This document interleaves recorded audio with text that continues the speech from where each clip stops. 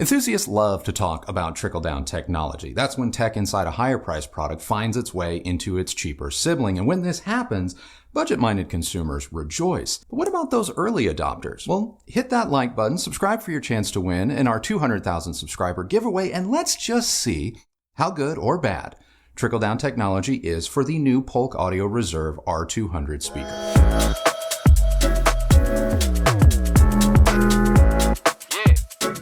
The two-way R200 is the largest bookshelf speaker from Polk Audio's new Reserve Series. If parts look familiar, that's because they are. The 200 shares the same ring tweeter and turbine cone mid-bass driver found on the costlier L200, which is part of Polk's flagship Legend series. On paper, the two speakers are more than a little similar, and this is by design, because the Reserve Series is marketed as giving listeners Legend-like performance for less. How much less? About $500 a pair less. Visually, the R200 is more minimal and streamlined compared to some of Polk's other past speakers, including the Legend series. In the walnut vinyl wrap and with the gray magnetic grille attached, the R200 looks clean and sophisticated. In terms of build quality, the R200 is more of a budget speaker, though from your listening chair, I doubt you would be able to tell. Now, when I reviewed the Legend series a year ago, I found the performance of the L100 to be better than that of the flagship L800. What I didn't like about the L100 was the fact that it seemed incredibly power-hungry, which impacted dynamics, resulting in a speaker that was nice to listen to, but perhaps a little sleepy. That is, unless you really got on it. With so much of the Legend series found inside the new Reserve, specifically the R200, I was worried I was going to get a little bit more of the same experience. Boy, was I wrong. The R200 is a much easier speaker to drive and has a tonality that is largely neutral, and it works well with a variety of music genres, not to mention equipment. But there's a catch: the bass. Before we continue with the review, if you haven't yet seen our 200,000 subscriber giveaway video, be sure to head on over and watch it. I'll leave a link in the description below. You have until Sunday, August 8th at midnight, that's Central Standard Time, to enter. The only requirements to be eligible are a completed entry form and to be subscribed to the channel. There are a few other ways to increase your odds of winning, but they aren't required. Now, this is important, so pay attention. Make sure your subscriptions are public so that we can verify that you are actually subscribed. Winners will be announced in the video airing August 12th, so good luck, and now back to the review. The bass feels incredibly rich and deep. The R200 is rear-ported, meaning the strength of its bass response is going to be very heavily impacted by placement. Place it close to a wall for more bass, pull it out into your room for less. The R200's rear port has a turbine-like design, which means correcting excess bass using traditional port plugs isn't going to be an option. What does this mean for you? Well, if you're tight on space and you can't give the R200 room to breathe, you may find its bass performance a bit overpowering at times. Now, my room has a natural bump in the bass around 40 Hz, so a slightly more bass-heavy speaker like the R200 will come off a bit richer in my space than it might in yours. What you can expect from the R200 is bass that is deep and full, but not the most nuanced or detailed. So solid extension, but maybe lacking in absolute resolution. The opening kick drum in Hella Good from No Doubt had great presence and solid, almost subwoofer-like weight, but it wasn't the quickest, even when driven by a capable amplifier like the Canner A1210. Pulling the speakers out into my room about 30 inches tightened the bass up some and had a notable impact on the speaker's mid-range. Now, this is not typical speaker placement for me, even in my room with a mild bass bump, but if you have the real estate, this is a workaround. When placed correctly in your room, you can expect a largely neutral mid-range that has good presence and appropriate amount of detail. This is a very easy speaker to listen to and enjoy for long periods of time. A lot of music, and frankly movies, sound very good through the R200. It's not the most detailed, but it is far from being a vague, mushy mess. So whether you listen to high-res or poorly compressed music, it's all going to sound more or less right through the R200. The reason this speaker isn't a monster for detail comes down to a lack of sonic contrast. It has the richness of bass, but doesn't match the same emphasis up top. The R200's high-frequency performance on its own is a little bit more subdued in the face of its low-end prowess. I don't think the tweeter is necessarily rolled off. It sounds neutral to me, or it is at least more linear in its response, but my feeling is it needs just a little boost in order to balance out the speaker's overall weightier demeanor. As a result, cymbal hits, vocal inflection, and high-frequency sound effects just don't have that same snap you get from other speakers in the R200's class. Now, this isn't necessarily a bad thing, mind you, as I much prefer the Polk's high-frequency manners over the brash, harsh tweeter found on the Bowers & Wilkins 600 series. If you're one that likes a more linear or neutral top end, so long as you can bring the R200's bass in line, this is a speaker that is likely to tickle your fancy. But if you like a brighter speaker out of the box, the R200 may come off as a little dull. In terms of soundstage, the R200 is very nice and equal to, if not better than, the costlier Legend Series bookshelf, the L100. Width is better than depth, and it has a strong center presence when the speakers are towed in slightly. The R200 did a better job disappearing compared to the Legend series, and its detail in the soundstage is good, but maybe not great. So while the soundstage is vast, it's just not the most focused compared to speakers in and around this price point. Again, I have to say that this is due to the more mild-mannered tweeter. Dynamically, the R200 is far more engaging than its costlier siblings, though I would still criticize the Polk as pulling up short of being explosive. But dull or lifeless, it's not. And it's far easier to coax a sense of urgency out of this speaker than any of the Legend Series speakers, and you can do it with far more modest gear. On the whole, the R200 is a solid loudspeaker. In small to medium rooms, the sonic footprint is larger and weightier than most bookshelf speakers in this class, which is potentially a good thing. I found its two-channel performance to be rather ideal for long listening sessions that didn't call for too critical of an ear. That said, I absolutely love the R200 as the left and right mains in a modest home theater setup, paired with the matching Atmos speakers and R350 center. Alright, I'm just going to say it. Watching movies with the R200s was a lot of fun. The added bass presence of the 200s lends a sense of grandeur to action films like Six Underground and the newly released Jungle Cruise on Disney+, driven by even a modest AV receiver like the brand new Onkyo 5100. The 200s absolutely sprung to life. Truthfully, the 5100 ran out of steam before I felt like the Polks did. So if you like big budget action films and are looking for a home theater speaker system that isn't going to physically dominate your living space, I think the R200's, R350, and Atmos speakers should be on your audition list. The best part is, you aren't going to need a receiver like the Rotel or the NAD to get the most from these speakers. The biggest caveat the Polks face is their need for real estate. Their bass response is their biggest strength and their greatest weakness, and it is likely all going to come down to placement. That or auto room EQ for some of you in order to make this speaker seem a little less bloated down low. Of course, you can also add a subwoofer. This will improve the balance in the bass by relying a little bit less on the speaker and sending the bass to the sub where it may sound best in your room. But get it right, and this is a fairly neutral loudspeaker that is going to pair well with a wide range of musical genres and movies. Now, in terms of comparisons, the R200 is stone cold better, in my opinion, than the costlier B&W 600 Anniversary Series. The 600 series may have more top-end extension in detail, but it's so over the top that it quickly goes from being impressive to outright annoying and even fatiguing. I don't even think the costlier B&W is built any better or worse than the R200, and if I had to pick between the two, even knowing that I prefer a mildly livelier speaker, I'm going with the Polk. The Polk is also better in terms of mid-range weight and outright bass when compared to the costlier Sonus Faber Lumina II. Now, the Lumina II is more articulate, more nuanced, but it isn't going to be as kind to all types of music or recording quality the way the Polk is. So, in many respects, the Polk is the better all-rounder, even if the Lumina II is the outright better, more refined loudspeaker. Other notable comparisons include the ELAC debut reference as well as the KLIPSCH 600M. Now, I didn't have either of these in-house to directly compare to the Polk, but going off memory, I didn't have as much fun with the ELACs, and it would likely come down to a coin toss as to how I was feeling that day on whether or not I would choose the Polks over the KLIPSCH. The R200 is a far more neutral speaker compared to the 600M, which should be enough.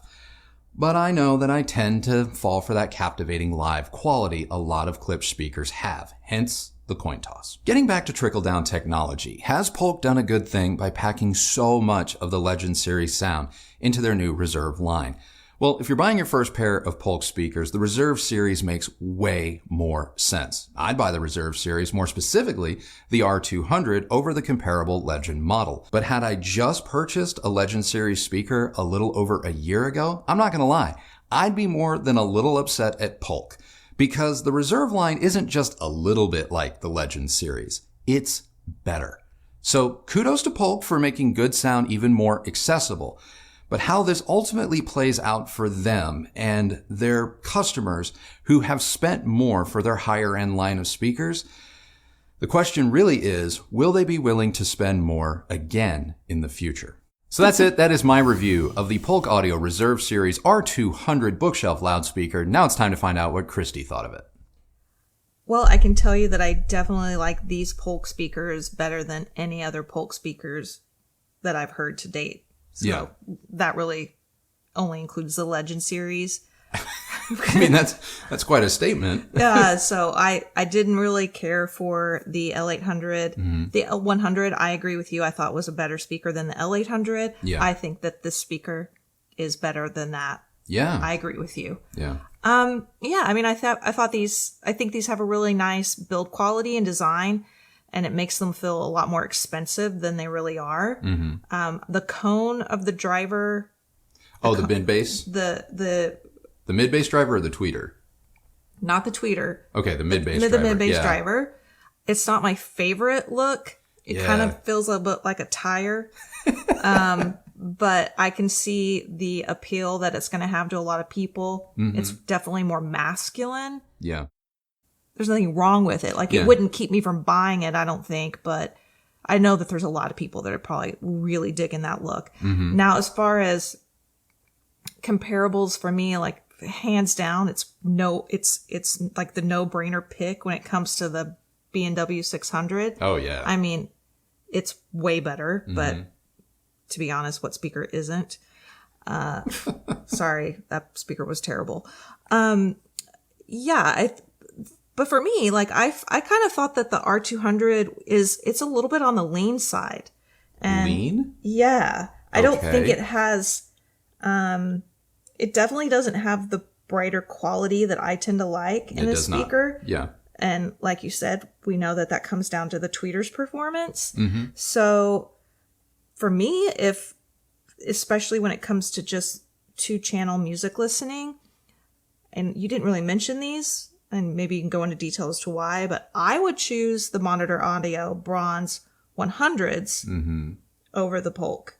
Okay. But I will say that I think these look better. Yeah. Especially when you have the Atmos modules attached compared to the monitor. I mean, that whole series, it's a total Frankenstein job. The monitor series. The monitor, the bronze, when you put those Atmos modules on top. Yeah. So, I think that Polk did a way better job in terms of making the Atmos module feel a lot more cohesive with the actual bookshelf. Yeah, I would agree. The Atmos modules on the R200, and I have to suspect on the R100, are much more evenly sized, making them feel a lot less like an afterthought. And Polk did a really nice job with the Atmos modules too, because they have a selection switch on the underside that enables them to work on top of your loudspeaker as well as hung on the wall. So they can be equally used if you want as Atmos channels or height channels, effect channels, or maybe even surround channels, which makes them far more versatile than the Monitor Audio Atmos channels, which are functional and work. But I agree, they're definitely designed to fit on the smaller Monitor series bookshelves. And if you have the Monitor Bronze 100s, it looks like a tumor. It does. It looks like a growth. I know why, though, that you prefer the Monitor Audio to the Polk. 2 reasons. The Monitor Audio has that aluminum driver, that 8-inch aluminum driver. You like an aluminum driver. One of your favorite speakers of all time, the RBH powered speakers, had aluminum drivers. The KLIPSCH 8000F has a spun kind of copper aluminum driver, but it's going to give you that little bit more faster slap kind of bass. The other reason, though, is the Polk isn't lean. It really isn't. It has a little bit of a rise in the bass, just a little bit, but for all intents and purposes, the Polk is almost ruler flat. So, which is lean to me. Which is lean to you because you like junk in the trunk and you like hot treble. You want that U curve, because anytime, like, the bass prowess of the R200, in my opinion, feels a lot more rich and deep than 50 some hertz, which is what it on paper. Just to clarify, for me, the bass of the R200 doesn't feel slow or sluggish like other speakers have for me in the past, but it's still not as quick as I would prefer it to be. And I think that part of that is because of the rolled off treble. Yeah, or the non-tipped up treble. I think I would go so far as to say that if I were to measure this speaker, I would anticipate the tweeter might have half a dB to maybe a 1.25 dB kind of rise, rise in the treble, which is barely noticeable. It really is. When you start talking about brighter speakers or a tipped up treble, you're talking about a 3.5, 4 dB rise in those high frequencies. And when you're talking about the B&W, there are people that have measured it in anechoic chambers as having as high as 6.5 dB rise. So this is the Polk is going to feel just incredibly linear, which doesn't lend that's that sonic contrast. It doesn't lend that sense of excitement. There's not that high frequency yin to the bass yang.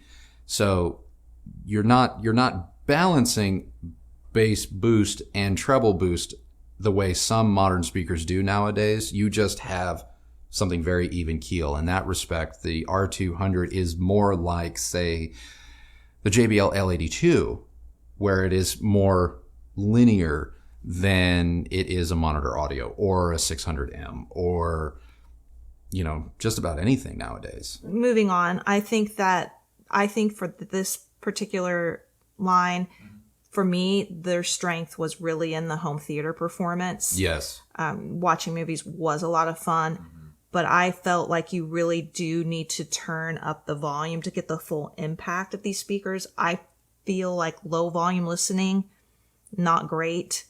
But that's easily solved. Just turn them up. Yeah, I would agree.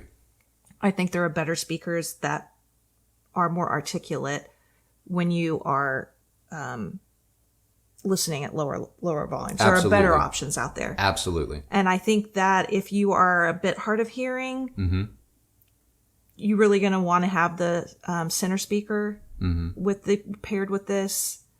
I think that's going to help you with the dialogue. Yes. Just word of advice.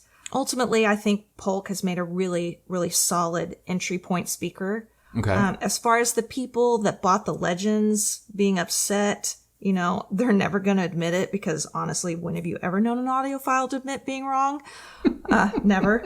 But besides, I think the market was probably so small that Polk realized alienating them isn't going to really impact their bottom line. So I don't really think they care. If I was a betting man, I don't think the Legend is, I don't think it's long for this earth. I think it's probably on the way out, because the Reserve Series, it's just more advantageous, not only for customers, because you're getting so much of the Legend performance, or like I think you're getting better performance, you're getting it at a lower price.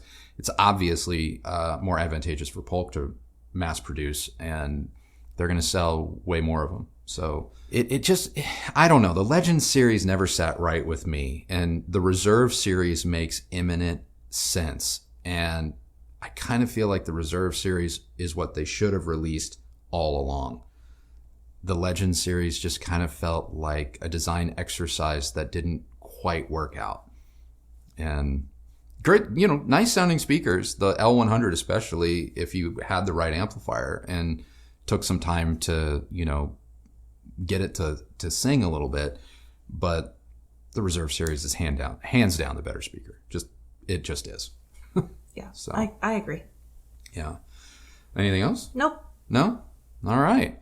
So that is now our review of the Polk Audio Reserve Series R200 bookshelf loudspeaker. What did you guys think? Let us know down in the comments below. And while you're down there, wouldn't be a review if I didn't have a question of the day. And my question of the day is this: has Polk trickled down too much into the Reserve Series, potentially cannibalizing their flagship speaker line. You know how we feel. Now I'm curious what you think. And any of you guys watching this, if you're Legend owners, have you heard the Reserve Series? What do you think about this line?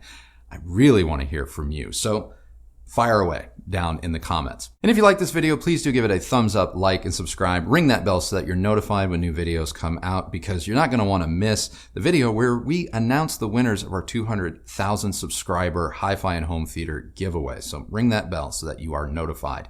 If you use any of the links that Kristi left for you down below, know that that is a great way that you have continued to show your support for this channel and the work that we do here, and we both thank you all very much for doing that. Follow me on Instagram at Recovering Audiophile, and that is it for us today. So remember, the only person who has to like the sound of your system is you. So happy listening, everybody. Thank you again for watching, and we'll see you on the next video. Bye.